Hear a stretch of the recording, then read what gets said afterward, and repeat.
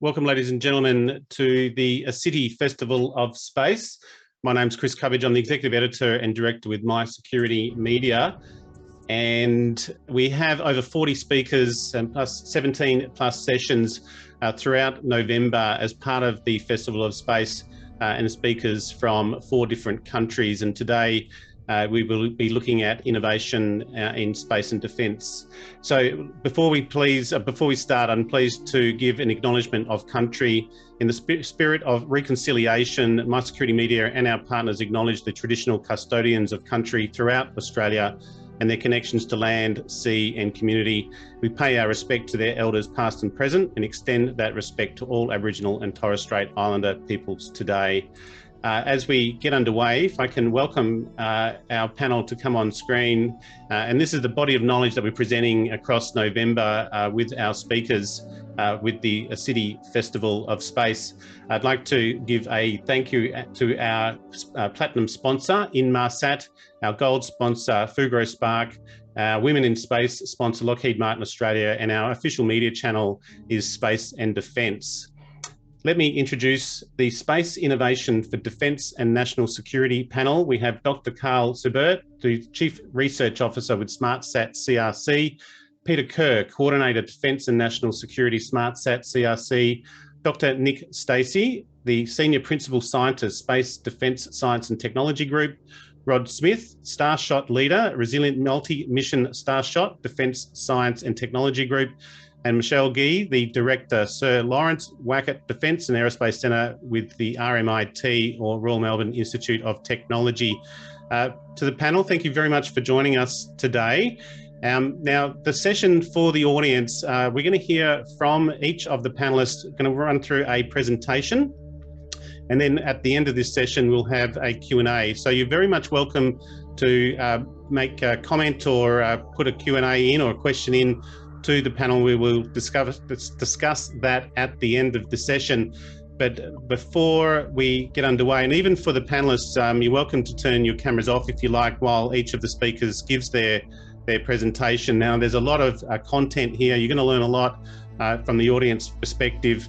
So I'm going to hand over to Rod without further ado, and this should go very smoothly. There we go, Rod. So I'm going to hand over to you, Rod, and I'll moderate the slides for you and any other questions that might come through. Thanks, Chris. You can hear me okay? Yep, all good. Excellent. Okay, thank you. And thanks to My Security TV for the opportunity, and thank you for everyone for joining us today.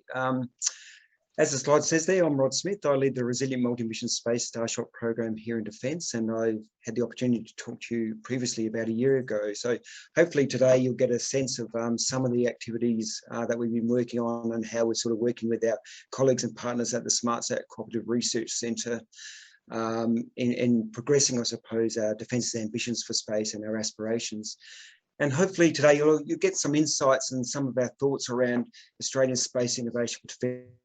I'm sure, as folk are all well aware, space is critical to Defence's warfighting effectiveness. Sorry, I'm just getting an internet connection unstable. So you're still good, Chris? Yep, all good. Yep, you did freeze for a moment, but it's all good. Okay, yeah, obviously an issue at my end.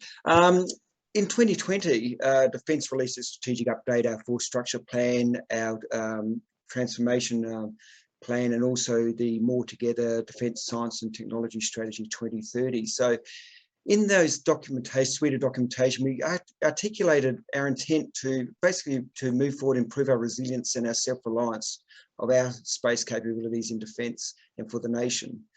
And to do this in partnership with the national space sector. So we don't want to do this alone. And we can't actually do this alone without actually the support of the industry and academic institutions out there within Australia. And it's in our interest to also obviously work with industry and academia to help improve our capabilities, particularly as we want to help deliver on the government's vision of increasing our our space capabilities and national space enterprise. Since 2020, we've been doing a lot of work looking at how innovation, science, technology can contribute to Defence's aims, and also the role it will play in actually delivering against these strategies and against our ambitions. And what we're really hoping to do today is provide some insights on our efforts, with the SmartSat CRC in particular to date, and provoke some thinking about how we can best harness and focus the national space innovation, science technology enterprise to deliver impact for defence and national security, and ultimately deliver on that government space vision. So next, please, Chris. In defence, we have two main space innovation science technology programs.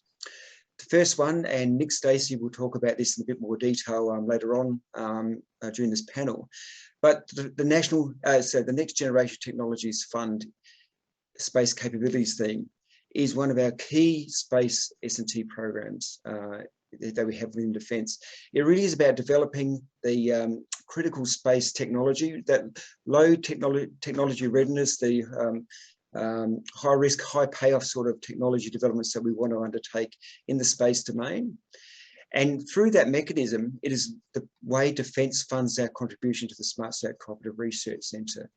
And that is one of our key delivery mechanisms that we see in helping us work with the national space enterprise and work with the SmartSat CRC to help us deliver that sort of high risk, high payoff sort of technology development program that we're trying to implement through that engagement and that partnership. And then also I lead the Resilient Multi-Mission Space Starshot program. So that is really our program where we're looking at developing and demonstrating innovative and exemplary technologies and developing those in partnership with the SmartSat C and delivering those as we get into our future defence missions. And what we're looking at is undertaking a series of missions over up to about 2028, 2029 that are really targeted and focused on what our future capability needs are, developing and delivering innovative space technologies and demonstrating those in space and getting that space heritage. So our partners here, as you see here, as SmartSat CRC is a key defence space innovation science technology partner.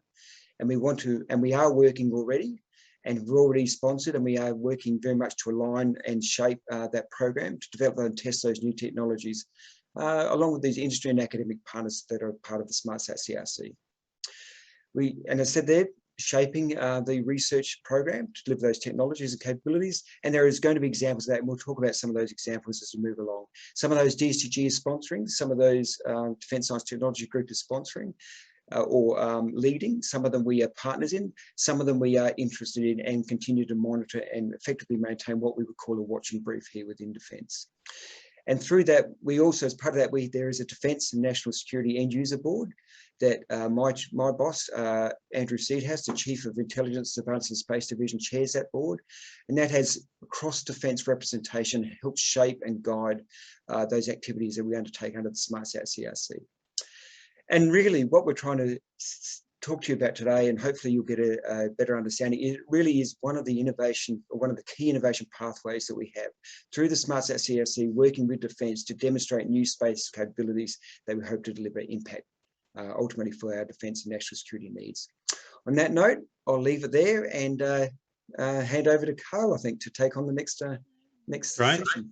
Thank you, Rod. And we've got that next session or next slide up. So Carl, over to you. Thanks very much, Chris. I appreciate it. It's really excellent to speak at this event and stand virtually next to my colleagues and friends here at DST and RMIT. So thank you for that. Following on from Rod, I'm really going to give you a bit of a snapshot here of SmartSat, our technology portfolio, and our partnership that we have with DST to really drive that innovation for Australia's space efforts, and how we focus that towards our defence and national security needs here. If we go to the next slide, please, Chris.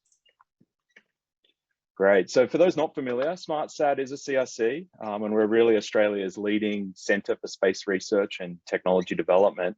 And we bring together a vast network of over 100 partners in industry and university and in government research institutions. And it's all about creating collaborative research projects to develop capability, to create knowledge, and ultimately boost our space ecosystem as a whole. Our aim here is to really connect and support our partners to drive this level of innovation And a core element of that is really centered around this sovereign capabilities for defense and national security. And I'll really drive into a bit more specifics on what I mean by that with our portfolio, as well as some example projects that we're actively supporting right now. And this whole approach of innovation is really evident with how we're deploying the technologies that we're supporting right now around this idea of smaller, smarter spacecraft that are ultimately cheaper and can be utilized in greater numbers. A nation that is taking its sort of infant steps in the space realm, and it allows us to be more innovative and run with this sort of higher cadence, higher risk, and possibly larger impact posture. And I think that's really key to where we're going and where we're going with DST and defense in general. But I will say that while we're doing all this, we're still actively building on the strengths and the expertise of our partner network in Australia and its collaborative allies. And the approach is still based around that foundational research with a sound methodical approach. Some of the R&D program, we have 3 specific areas that we're focusing our technology and innovation. Sorry, actually, can you go back one, Chris? Oh, sorry. Yeah, you almost had it. That's perfect. Thank you. These 3 key areas I'll just quickly highlight. One of them is the advanced communications connectivity and how we can utilize IoT. The second one is all around advanced satellite systems, making spacecraft more intelligent, giving them that autonomy and as well as our instruments and space systems that support that. And the third one is all about the sort of coming of age of Earth observation, what we can do in Australia to support that, a lot of that downstream, the data analytics, and ultimately getting that information into the users. So now we can go to the next slide, please. And what we're doing now is taking that technology portfolio across these different programs and really shaping it towards this goal-oriented approach, this top-down sort of drive of technology towards what we're calling capability demonstrators, CDs. And these are really missions to advance the technology, build the capability, and demonstrate that capability. And the overall picture here is to hit these national level challenges with operational missions down the line. So we are really focusing on the enabling technology that we can demonstrate that would enable these larger national level missions that we all can get behind. So we have 3 right now we're working on, and I'm going to touch on those very quickly. AquaWatch is all about water management, and we're working with CSIRO directly on this one. And this is about water quality across Australia using an in-situ network with the augmented of a space capability, a dedicated network or a constellation, sorry, of spacecraft with hyperspectral images. You can see already that although that's dedicated to water, we're already working right now with DST on how we can use those images for their needs as well. Again, creating that enabling technologies and how we can apply it innovatively. The next one is about disaster management, and this is really focused on sort of the climate change resilience and how we can utilize sort of space technology and bring us into the digital age to support our emergency management services. And the third one, which is of importance here and really the focus of our conversation, is around the defense and national security and the Indo-Pacific connector. So this is all about how we can utilize the next level of enhanced communications and connectivity, as well as situational awareness and approaching that to the needs of defense. So this is really, this architecture and is really centered around this fractionated architecture approach. And what this does is this is making it not only just physically agile for the spacecraft, but it also gives us agility and allows us to be creative and exploratory with our technology pursuits. And it allows us to not only just expand on that and be innovative, but also now be collaborative with this approach with our international contributions, because this is focused on Australia, but also the bigger, larger Indo-Pacific region and our allies in that region and how they can contribute, whether it's through technology, in-kind pieces, or spacecraft themselves to this bigger picture of the Indo-Pacific connector. So let's go ahead and move on there. I'm going to now, these are shaping our direction of our research. What I'm going to do very quickly is just highlight a few actual projects we are currently funding and progressing quite nicely that do shape towards those needs of in this case, the Indo-Pacific connector. One of those is Chorus. This is all about a hybrid approach to both optical and radio frequency communications and having a mobile user terminal to really take us into the future with this hybrid approach. This is a big group of researchers being driven by DST and a handful of industry and university partners here to provide this. They're going to be demonstrating this, and this is already progressing quite well. This has been now in its phase 2 project that we've just stood up and supporting. And this shapes into that larger needs of communication for IPC and the defence of the future. The other two I'm going to show here are also in that same comms world. And what I want to highlight here is this is an example of how SmartSat's driving projects in a focused area to really build scale in that area. So in this case, we're looking at the optical and advanced comms. And to support that, we're also got another group of partners with DST involved working on the optical comms algorithms, the actual pieces to get the really high data rates we're trying to get to, and they're going to be demonstrating that with the atmospheric testing. So these are ultimately synergistic with Chorus. And then another piece of that is the space segment. So we have this other project right now with, again, another good set of partners in working on the space side of it, and how we can now look at doing the advanced tactical comms, moving away from that bent pipe to this multi-spot mesh capability that we want to do with our future comms. So this is very much focused on those optical and advanced comm needs, but there are other programs of work that I haven't highlighted here that we're looking at, and those include the onboard intelligence research that we're doing to create those autonomy and more capability of the spacecraft. There's also the situational awareness pieces, and we've got a number of projects right now with a number of partners that are supporting that. So ultimately, you know, we're already putting the money behind these projects to support the innovation that the defence will ultimately utilise. And it's really great working with these defence teams and our partners and investigating, honestly, an exciting array of good and important projects with these innovative technologies. And we're really looking at focus here on the future missions for Australia and its DNS needs. So thank you, Chris. I'll move on. Great, thanks, Carl. And we did hear from Andy Coronius last week. You've got something like 49 projects, or it's up around that much, isn't it? It's even larger now. Yeah, okay. Yeah, we're up at around the 60 now, as well as just over 30 PhD projects on top of that as well. So the portfolio continues to grow. Good pipeline of work in the future. Great. Well, we'll hear more from you as we finish. Now we're going to hand over to Michelle. Thanks, Carl.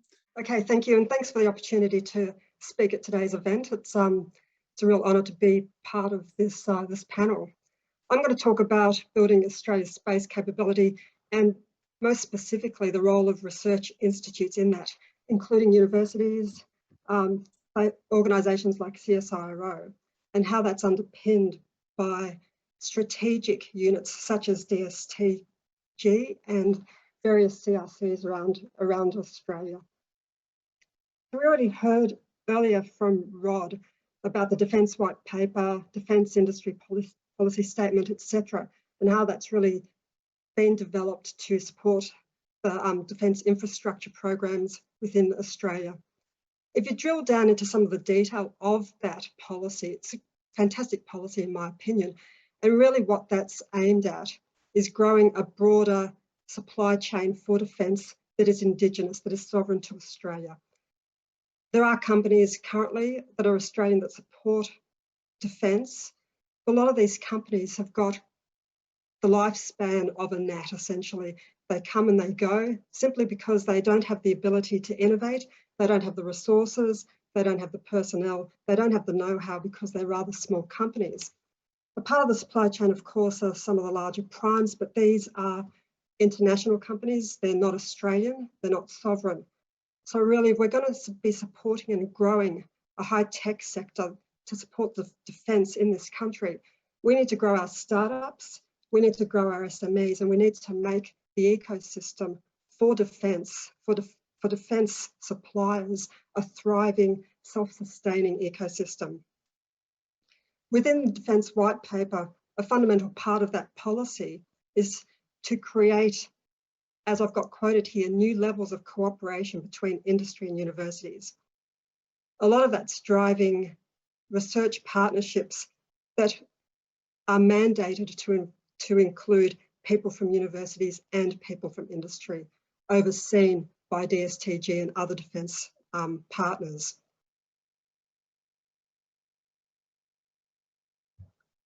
So on this slide, really, what do you actually have to do?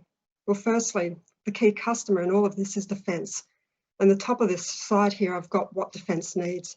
And if you think about this at a very high level, You've got strategy, concepts, the development of new technologies, new innovation.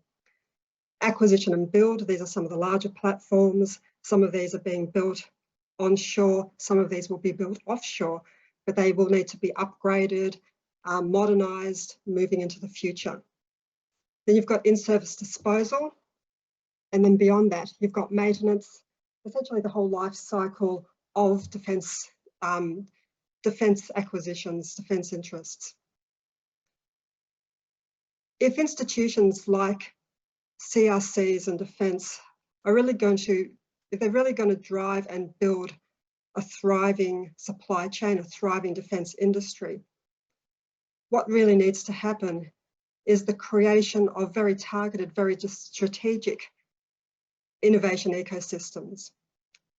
So I've got a sort of a high-level overview of what I mean by this on this particular slide here. So we identify the institutes, so we've got research institutes, we've got universities, CRCs, defence, the regulatory bodies, government, etc., that all need to oversee certain aspects or contribute to certain aspects of what we're trying to build.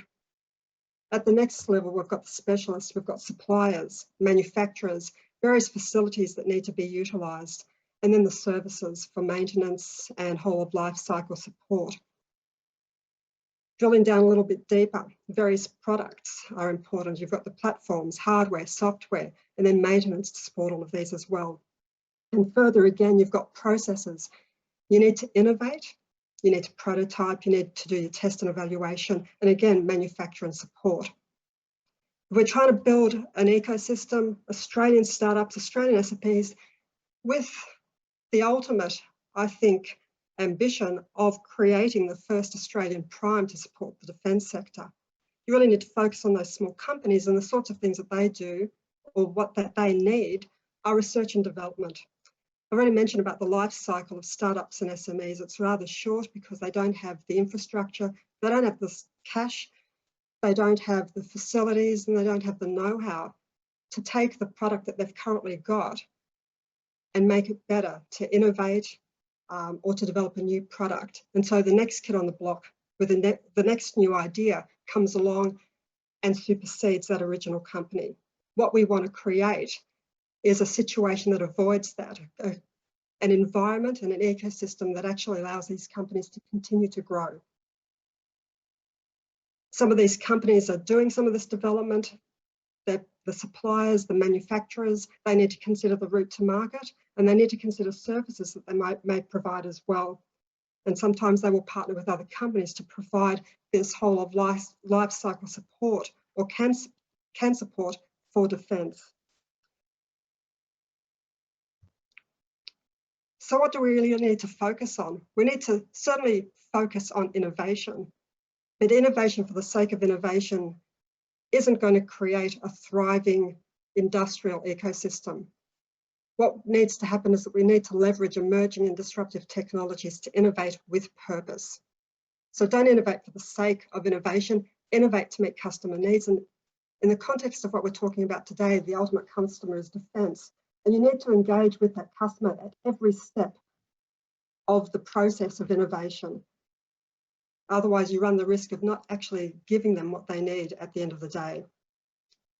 The way that universities can support this, well, we're used to them supporting in the technical realm, supporting the development of new technologies or the improvement of current technologies. But if you think of what universities actually represent, they're large organisations that not only have engineers, they not only have scientists, they've also got lawyers, they've got policymakers, they've got ethicists, they've got designers, they've got industrial designers. You get the picture. They're very broad organisations that have a wealth of breadth and depth, and some of the world's leading experts in their various areas. Why not leverage that to provide the whole of life cycle growth that's needed for the companies that we're trying to support? So what I'm suggesting here is that when innovation needs to happen to support a need within defence, this is done in a targeted strategic way, looking at the entire ecosystem, bringing together the cross-sector partners that are best suited to support that growth. task the universities with creating the new innovations across the board of needs for the companies that you're bringing into that partnership to help grow those companies. Use and leverage universities with their breadth of know-how and with their breadth of facilities to support these small companies that are currently part of the defence supply chain so that they can grow into bigger, more viable companies to ultimately support a thriving defence industry for Australia. So with that, that's it. Thanks, Chris. Great, thank you very much, Michelle. And we'll come back to the innovating with purpose, I think, is definitely something that we'll come back to as we close the presentations. Now, Nick, that went pretty smoothly. I'll hand over to you. Dr. Nick Stacey. Thank you, Chris, and welcome everyone. I lead the Next Generation Technologies Fund Space Capabilities theme. This is part of the Defence Innovation Program, which is really aimed at turning creative concepts into a capability advantage. Next chart, please. As Rod discussed, the Australian Defence Force requires capabilities from the space domain for things like comprehensive situation awareness, wide area communications, and accurate knowledge of position and time. And he went through a bit of the strategic guidance, but the key aim is to work closely with academia, industry, and other government agencies to advance Australian space capabilities. And a key agency there is the Australian Space Agency. We see the opportunity really is to transition the space architecture that Defence utilises at the moment from the large and few systems to the smart, small and many. And the diagram just on the right there sort of gives this sort of blended architecture approach where you can imagine some large and few exquisite military systems, commercial systems, and this sort of small satellite new space system all working together to give a capability advantage to Defence, where the intended result is persistent, agile and resilient capabilities. And so really the focus of the innovation program is in that new space layer and how it can fill in gaps, how it can provide a sovereign capability, etc. And then down the bottom, we really are enjoying a whole of government approach here. In the civil area, the Space Agency aims to triple the space ecosystem by 2030. And with Defence, they've recently kicked off a sovereign industrial capability priority in space that's been defined at this point in time. Next chart, please. So this just tries to show a little bit about how we hope to go from the current sort of ecosystem of CubeSats to a one that's important for Defence with this small satellite and that space cloud on the top right there. So in recent years, we've progressed several CubeSat missions. There's the Buccaneer at DST, the REF M1 and M2 with the University of New South Wales, and also with some other industrial partners. And they've really enabled the affordable demonstration of innovative space technology, and very importantly, have trained a cadre of scientists and engineers. So our evolving strategy is to develop and demonstrate technologies that support the space cloud on the top right. So we're talking about smart small satellites with onboard processing, and they can support autonomous operations. Constellations of these smart satellites that are interconnected to provide persistence and resilience, and secure direct connectivity to the user to be responsive to their needs.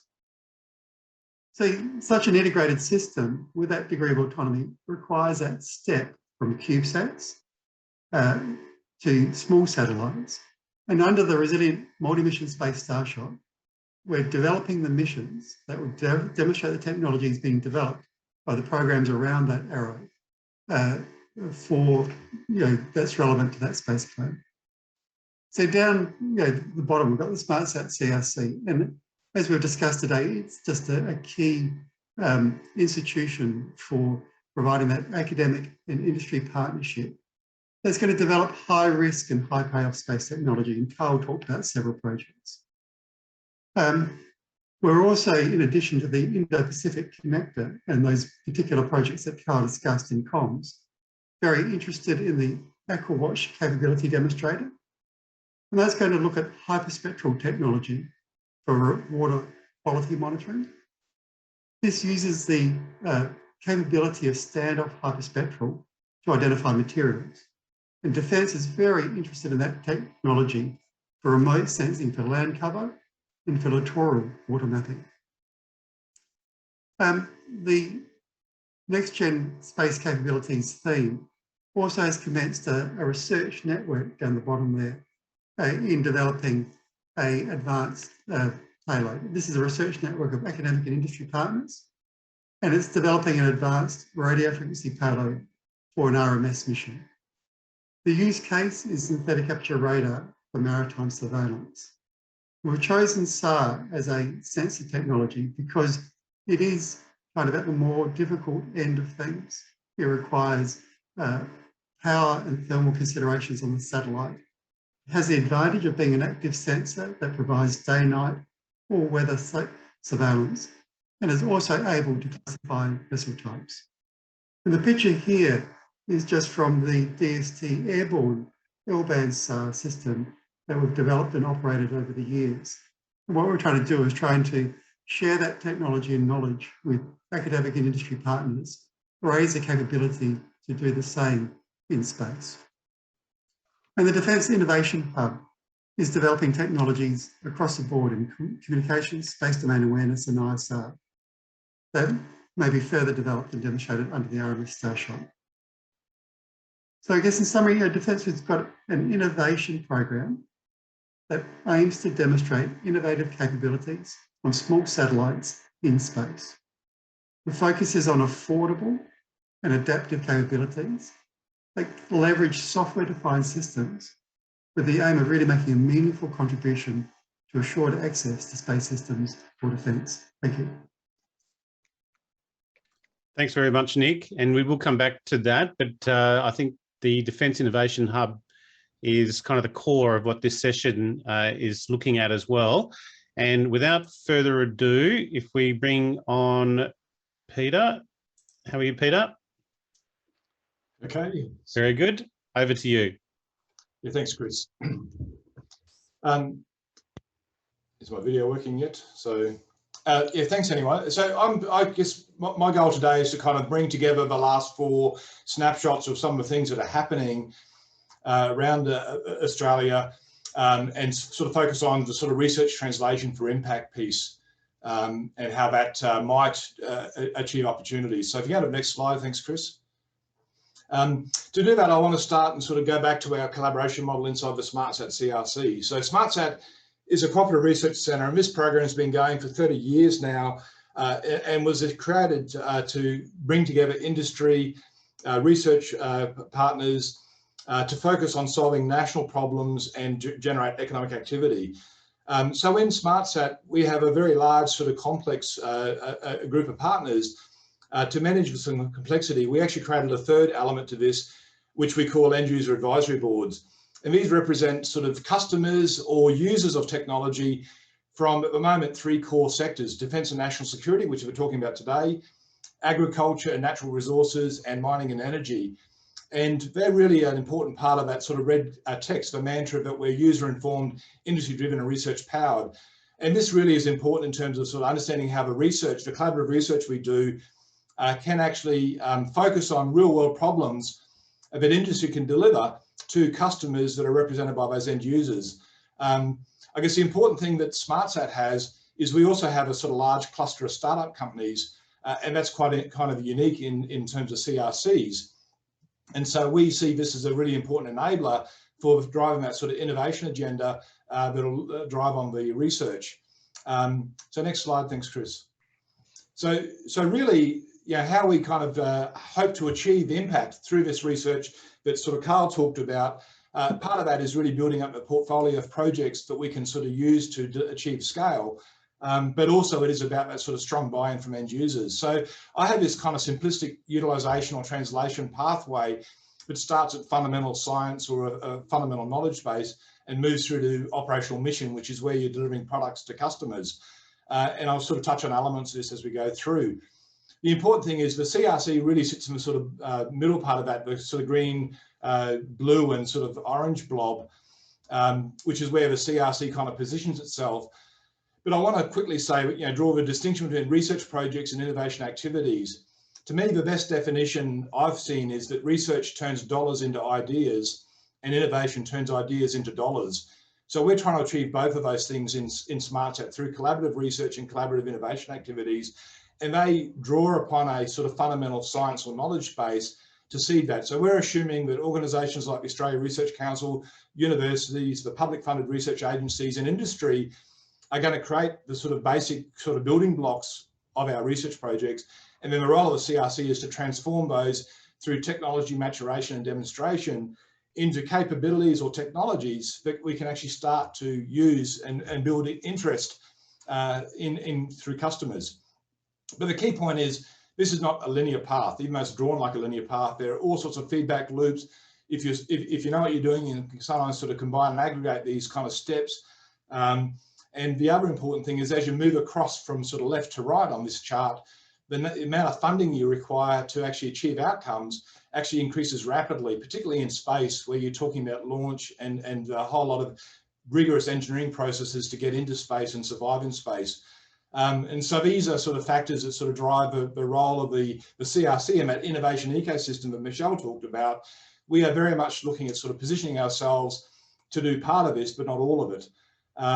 So yeah, when you think about that kind of, again, the utilization piece, yeah, venture capital funding can sort of help startups achieve some of this, and they really can accelerate the pathway through potentially combining some of these steps. So for example, there's well-known sort of approach of a minimum viable product where you kind of do the technology maturation and demonstration and combine that into an exemplar mission that actually starts delivering operational capability. So if the conditions are right, you can actually compress time frames to do this. So you can compress this and make it happen quicker, but yeah, it doesn't always apply. And I guess the point I'd make in the defence sector in particular, national security sector, is there are barriers that sort of put in place due to the kind of risk conservative approach that you have to take when you are dealing with national security. You can't take risks with defending the nation. So those, the barriers that prevent this happening in a sort of seamless process. And going from sort of the fundamental science to the operational mission can take decades in defence. What we're trying to do through the work in SmartSat and how we work hand in glove with the Starshot is trying to compress that time frame to get that technology to a state where people understand it, can employ it and can use it, and then sort of we can actually start driving those operational missions in a way that actually helps Australian industry deliver to defence. And part of that is actually looking at where you can benefit from some of the elements that the startups use in terms of accelerating that pipeline. So really that's kind of the gist of my sort of brief statement is that we are looking at this kind of standard pathway model for research impact and utilisation. And where we can, we're trying to accelerate that to give Australia a competitive advantage because, effectively, as Nick talked about the goals of the space agency, in space, we're not going to achieve growth unless industry starts creating new world-leading products. And the way to do that is through this kind of utilization pathway. So if you go to my last slide, I just sort of want to take a snapshot of where we are today. And I think if you look at Australia and how we're positioned in terms of achieving these outcomes, we are really in a good place. We've got some really good foundations in terms of the space science and basic research. That's taken a hit, due to the COVID and some of the things happening internationally, but we still have a strong research base in space science, and the Academy of Sciences about to release a space decadal plan that sort of talks about the strength we have in this aspect of the innovation sector. I think we're pretty good in applied research and innovation as well. Again, organisations like the CRCs, the Innovation Hub, the NGTF, all of these are sort of putting a lot of funding and resources into applied research and innovation, and that's starting to sort of also deliver outcomes. And similar for technology demonstration, I think we can do better here, but we're not in a bad position in terms of being able to get to TRL 6-7 in a reasonably rapid time, building upon the other two building blocks. Where we start to fail nationally is very much in how we do advanced technology demonstration and indeed prototyping and scaling up that technology so it's ready to become adopted by end users. And I think that's where our focus needs to start being put in terms of how we get technologies into space more rapidly, so we can actually mature them, demonstrate them, and prove that they work as intended, and actually start generating interest from customers. And that also feeds into the prototyping and indeed the scale up that you start to see in some of the startups we have in Australia. But the piece that I think in defence really needs focus is on how we do acquisition of the technology. Looking at more incremental spiral development type approaches, and how we might actually integrate new technology through the sustainment phases of capability management. To me, again, I think these are areas that we're quite weak in. And if we can actually start focusing on how we can actually start leveraging the real strengths we have nationally in the early stage of that innovation pipeline, I think we'll actually do quite well in terms of building a really strong, robust space industry that is positioned to deliver real capability in space to defence for our national security. So on that, I'll say thanks and happy to open up the discussion session. Do appreciate it. Lovely way to actually finish off those sessions, and welcome the panelists to come on screen. And I might just keep this one up if we can, and maybe open it up to the panel on their thoughts on this particular slide. My question maybe to Peter on this is, do you think this is time-based? I mean, Australia's only had a sort of an Australian Space Agency since 2018 and the like, and it's only sort of relatively new as a national priority. Do you think having sort of that basic research and the applied research is due just to the lack of time that Australia's been focusing on space? No, I don't. I mean, I think I touched on the CRC program being 30 years old. You did, yeah. I think that program was created by the Hawke government to try and address how we actually, fix those red crosses, which is integrating universities and industry more effectively to take research and translate it into products. So I think we actually have moved a long way over 30 years, and the CRC program's reformed many, many times during that time. But I think this is a kind of a broader national issue around adopting technology developed here. There are areas like the mining sector where we do it very well. I think the agency's been an important addition to our overall national government architecture to help focus us on the right things. But partly it is time, partly it is a national issue around customers, large customers in particular, backing Australian industry to deliver large-scale capabilities and that are technology-rich. And maybe to Rod, agile acquisition, defence is often, well, federal government and the like is often struggles with agility. Do you think it's part of the scale that that agile acquisition is part of the problem? They have to reinvent the processes, or do you see that actually happening and they're taking steps to adapt to that? The government certainly is focused and taking steps towards it. There is a Defence Innovation Review underway at the moment, and we are certainly looking. There's going to be a very important review for Defence and how we do innovation better and more agilely going into the future. So we're looking forward to the outcomes of that and helping work with the industry on it. But I mean, I do. We do obviously, at the end of the day, defence capability is about providing services to folk that need to be delivered first time, every time.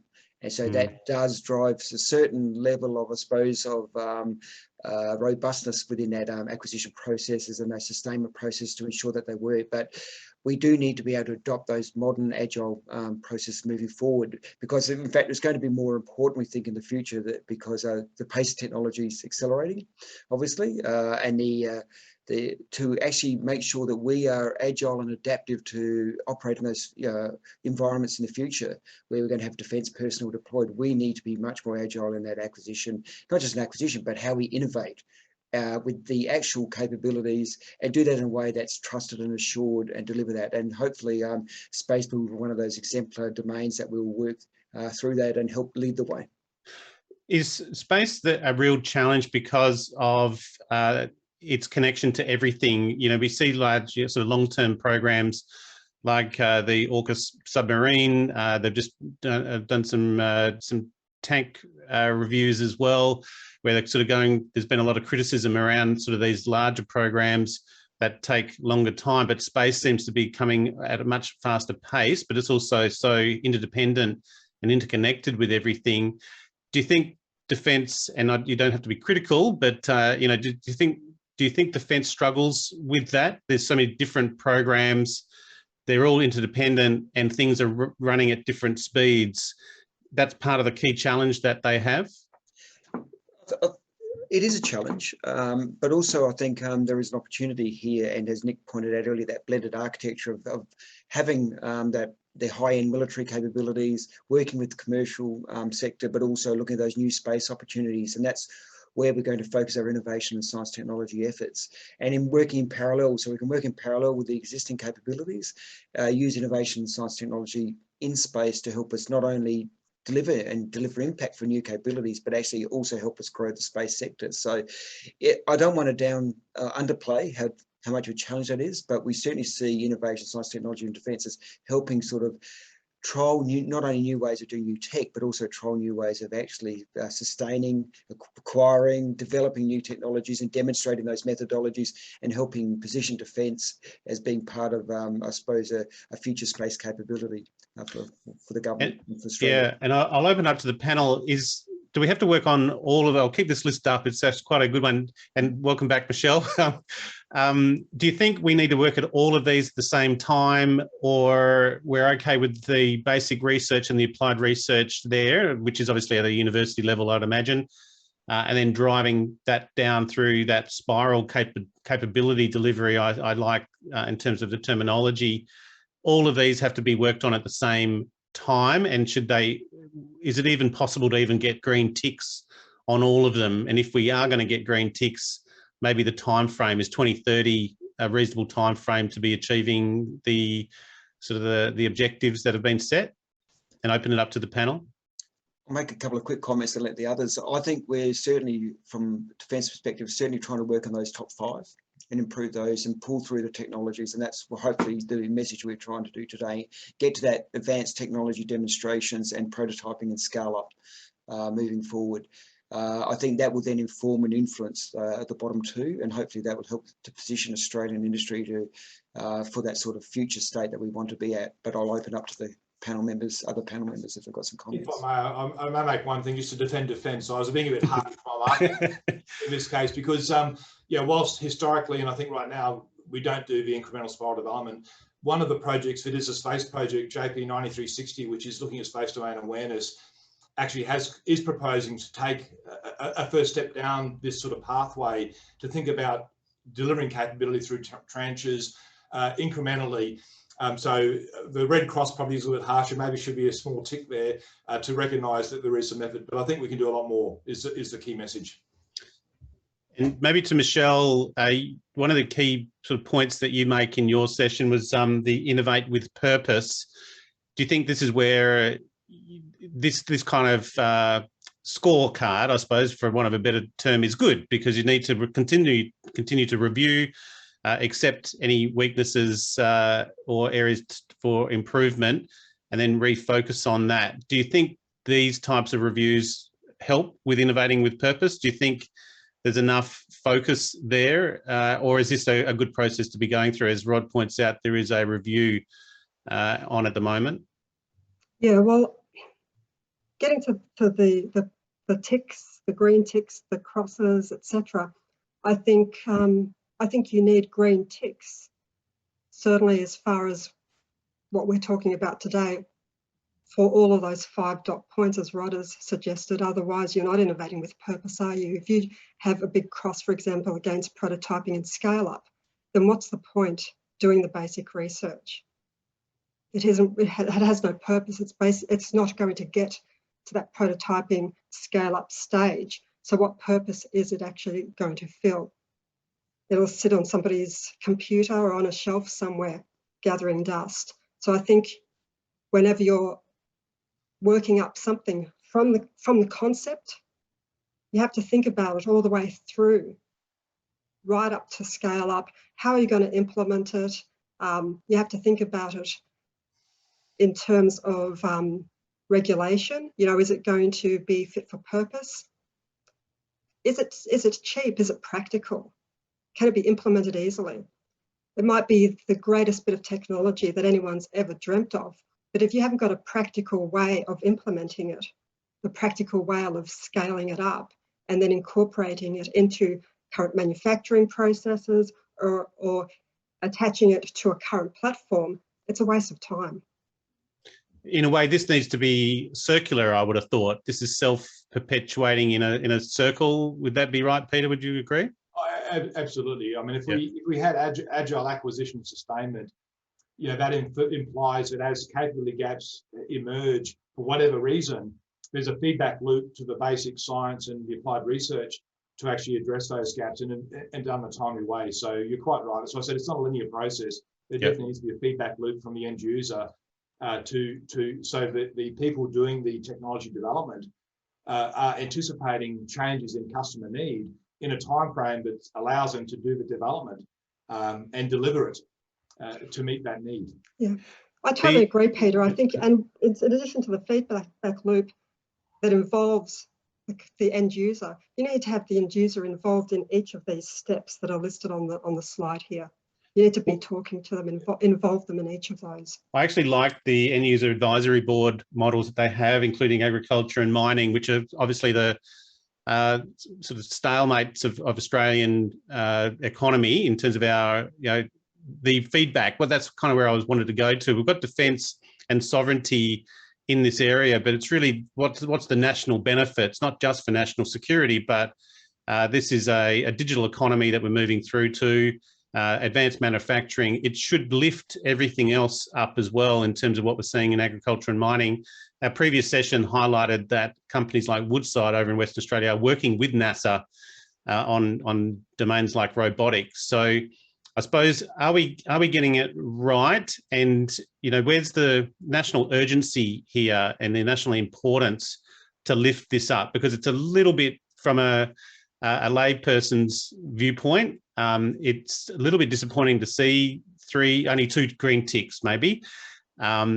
There's a national urgency here. Would we all agree that we need to lift this up over the next sort of 8 to 10 years?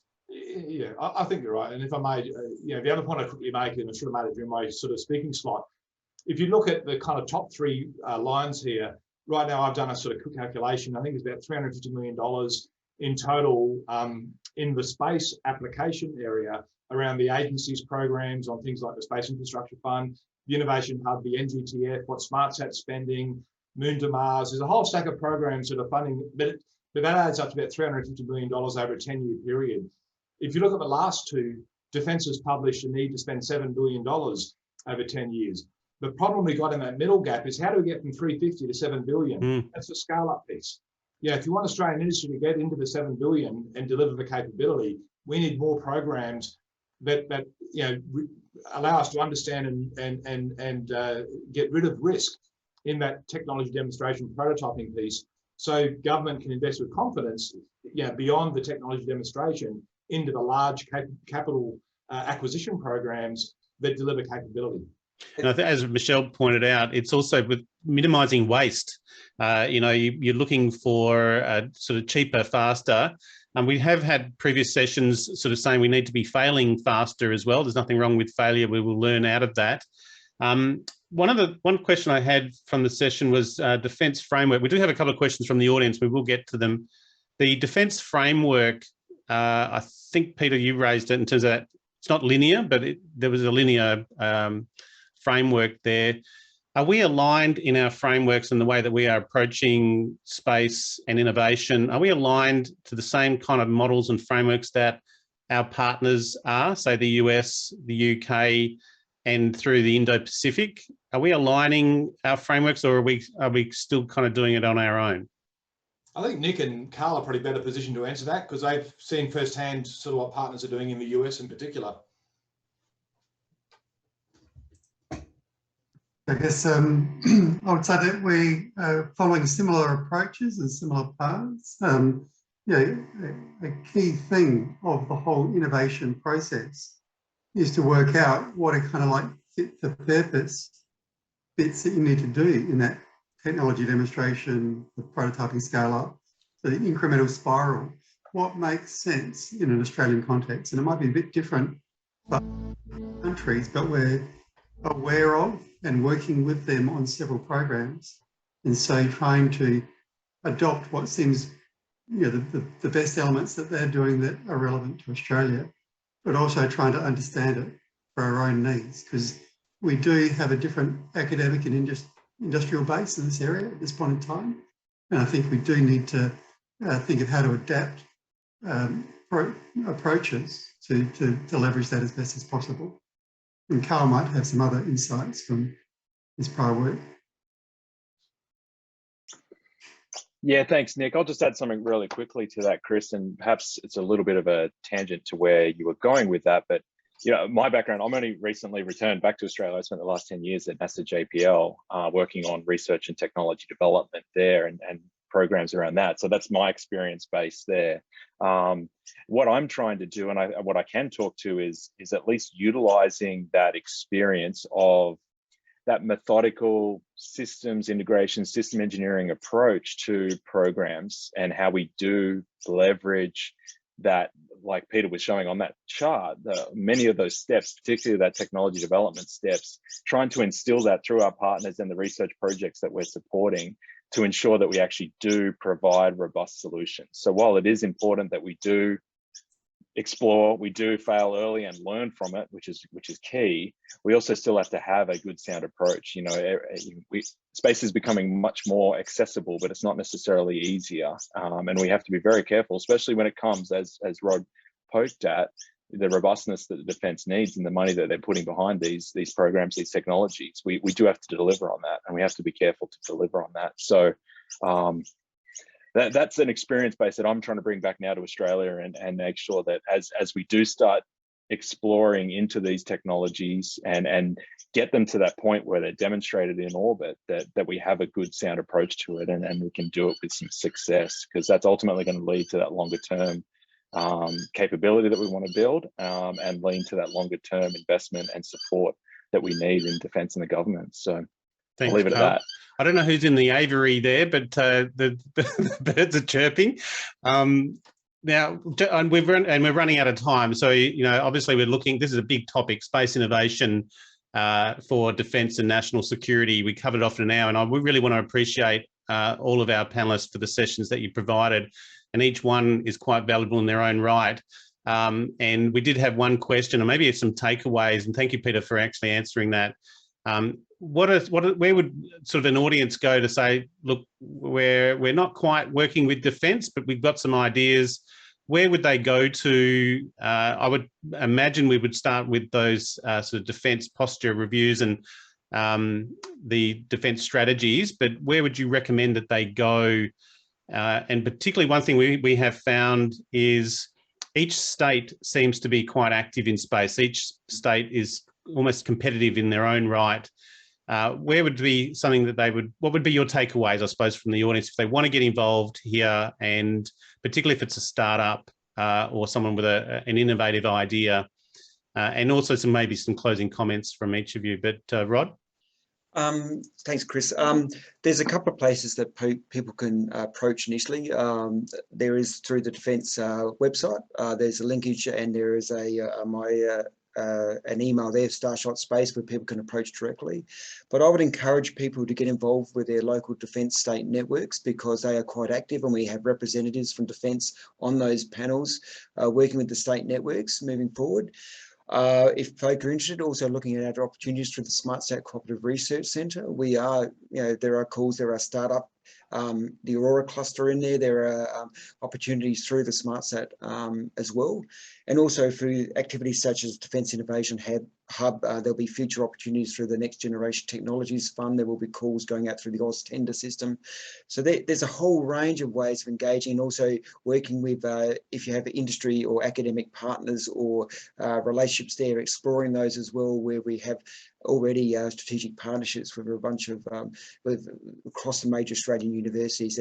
They're probably the easy way for the startups to get involved at the beginning, to start exploring what those opportunities may look like. Michelle, you may have some additional insights there as well from your perspective. Sorry, Michelle, you're on. Yeah, look, I actually don't have control of my controls. It's I'm having trouble with Zoom. It's coming in and out. Sorry. I don't have control of it. I think that a part of the responsibility, yes, startups need to be aware of approaching who they might be able to approach to become involved, but I think a lot of the responsibility rests with the broader institutions that are really driving all of this. I think it's a responsibility for CRCs and Defence to really understand who's who in the zoo, and with regards to startups, to identify who these are and bring them into the mix, reach out to them, because it's the strategy of Defence that's being driven here. And so it's Defence's responsibility to identify who is best going to feed into that broader strategy.